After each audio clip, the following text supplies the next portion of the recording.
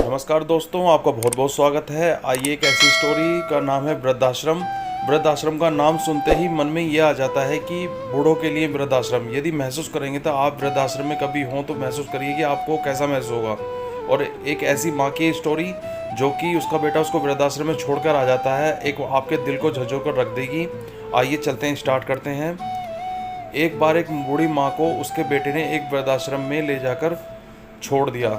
इस माँ का यह इकलौता बेटा था जिसके लिए इस माँ ने जीवन भर संघर्ष किया। इस माँ के इस बेटे के लिए वह सब कुछ किया जो एक माँ कर सकती थी या करना चाहिए था, वो एक माँ ने किया। और आज भी अपने बेटे को किसी भी तरह की परेशानी ना हो, इसलिए उसने आश्रम में रहने के लिए भी तैयार हो गई।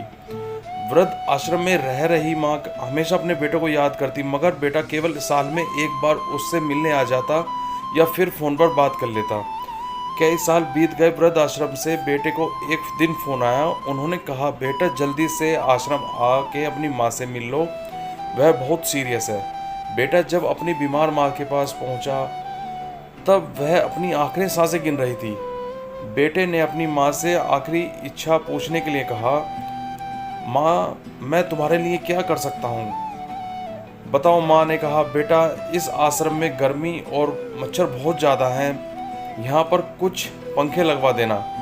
फ्रिज ना होने की वजह से यहाँ पर हम बूढ़ों को कई बार भूखे पेट ही सोना पड़ता है, क्योंकि किसी ने जो भी खाना दिया खराब होने से वह नहीं बच पाता। तो इस आश्रम के लिए एक दो फ्रिज भी खरीद देना। बेटे ने अपनी माँ की सारी बातें सुनी और अपनी माँ से पूछा, आपने इतने साल यहाँ निकाल दिए पर आपने कभी भी यह बातें मुझसे नहीं कही, और जब आपके पास टाइम नहीं बचा तब आप यह सब कह रही हैं, ऐसा क्यों माँ?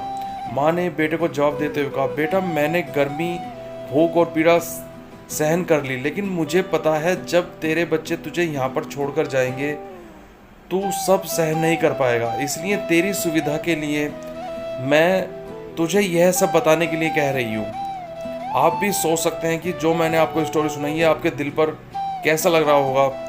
दोस्तों, माँ की ये आखिरी लाइनें किसी भी बेटा या बेटी की आंखें खोलने के लिए सक्षम है। इतिहास हमारे हमेशा आपको दोहराता है। अगर आप चाहते हैं कि आपके साथ अच्छा व्यवहार हो तो आपको भी दूसरों के साथ वैसा ही व्यवहार करना चाहिए। दूसरे हो चाहे अपने माँ बाप हो, कभी दोबारा नहीं मिल सकते। यदि स्टोरी आपको अच्छी लगी हो तो बहुत बहुत धन्यवाद। यह कहानी सुनने के लिए कृपया मेरे चैनल को सब्सक्राइब करें।